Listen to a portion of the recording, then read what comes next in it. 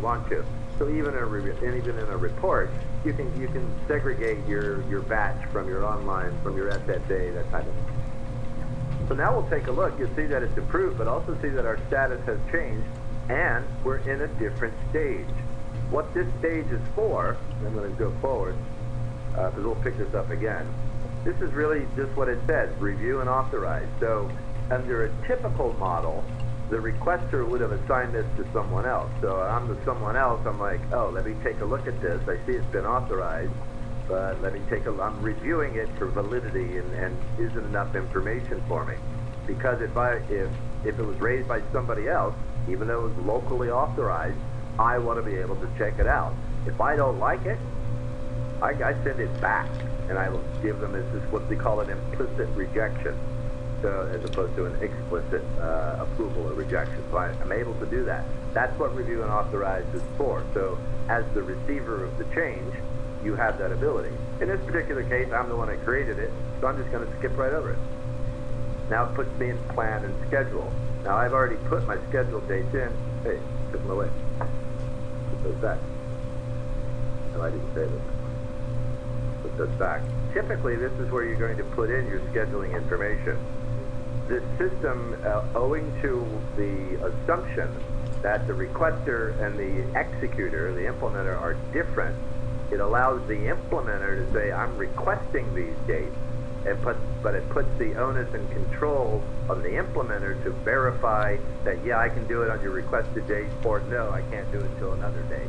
That's why those are different. But as the system expects it no later than planned and scheduled. I'll save that off. So now I'm ready. Okay, now I want to move forward. I just hit next stage again. You'll notice schedule for review. How about that one? You'll notice schedule for review. Steve, I have a question. Yes.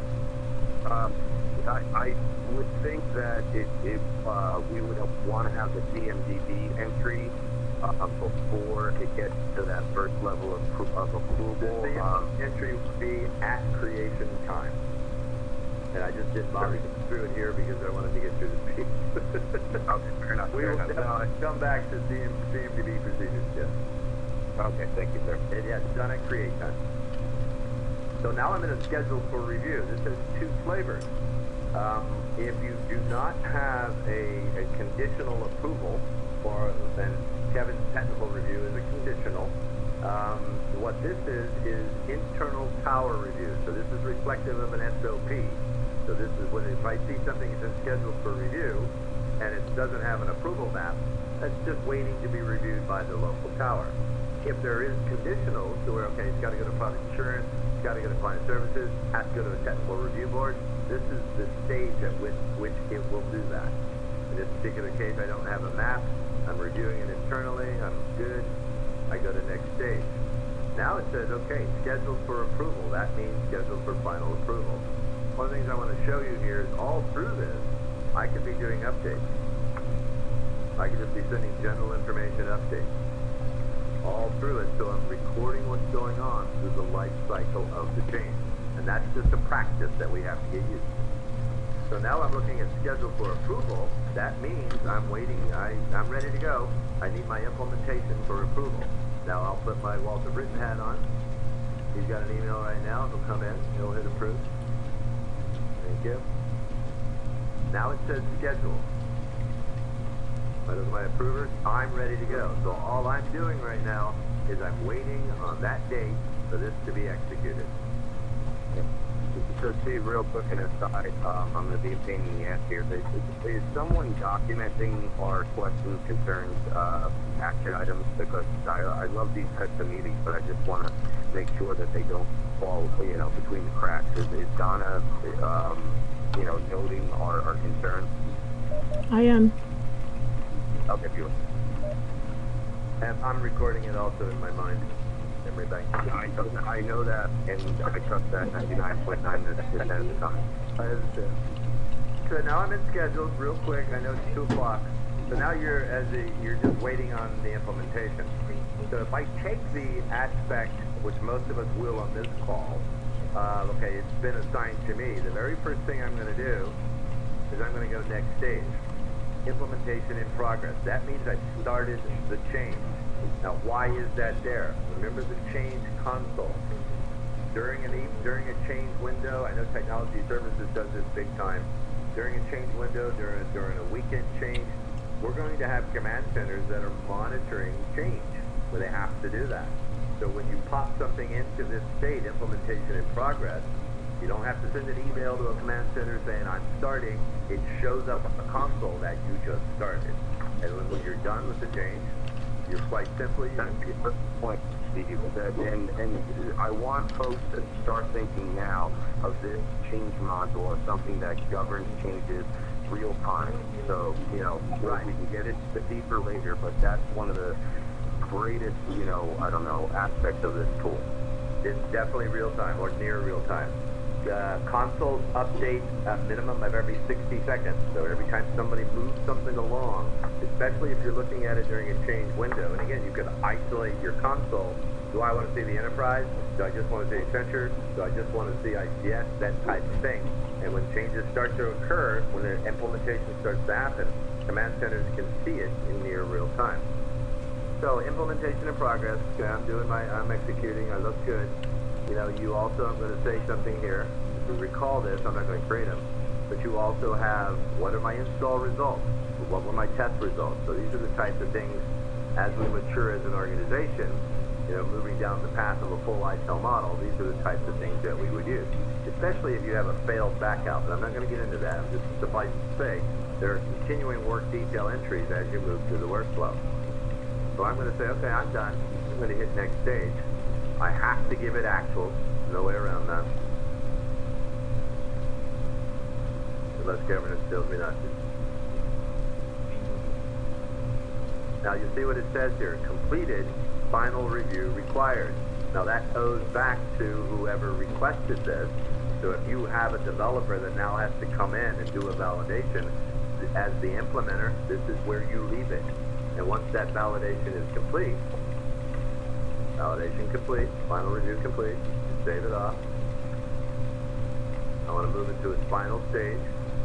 You'll notice it comes up as successful and closed, but you can give it a final disposition. I was completely successful. You know, it was successful, but I had some issues, and you'd want to document the issues for post-implementation review. So it stayed in production. It was unsuccessful. I didn't even get to load it. The build was bad or whatever it may be. Or backed out means that I was able to install it, but the validation failed. So you don't use the same ticket again. And once the attempt at the deployment is done, this ticket is done. So if I mark this as backed out and I save it off, now I know this particular package was backed out. In order to try again, that's a new change ticket. But it also shows people on the turnover the next morning when we start to look at disposition. Which changes went in, which were successful, which were unsuccessful, which ones were backed out. That's the way our operational teams prepare for the next business day. Exactly, and it's a way for us to govern failures, right? Inefficiencies. So in other words, at least in the infrastructure world, we have a weekly PIR, post-implementation review of anything any change that is marked as less than successful. Should it happen on the application side? Yes, but that's going to be, you know, up to us to manufacture. So. Thank you. And that is an abridged version, but it covers every aspect of a change lifecycle under ITSM. Obviously, all these steps would take place over a matter of days, if not weeks, as opposed to a half hour, which I just did. Questions, comments? Awesome.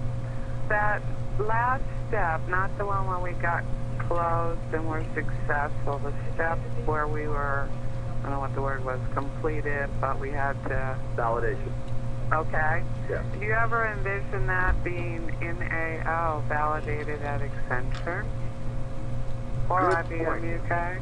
Good point. I have not delved into that level of the SOP yet, but, however, especially in EJ's world, where he's just going to run a script that loads in a package. Who validates the package? Has to be Accenture. What's that mechanism for validation? That level of SOP needs to be worked out. But what EJ would do is like, I'm just going to leave it. I'll leave it in that validation pending. So he knows that he's done, but Right. Citrix has not validated it. Okay. Now, once we have synchronized change, it would automatically go over to them, say, hey, you're ready for your validation. It may very well be, remember we're using USR as the interim, that EJ may, or anybody has to go back, update the USR, package deployed, please validate. Okay. Something like that. But Okay. once we have synchronized change, they'll actually be able to go in and mark it as complete, so we don't have to do anything. Okay. And to the team, 1 o'clock next week, good for you? Next get together?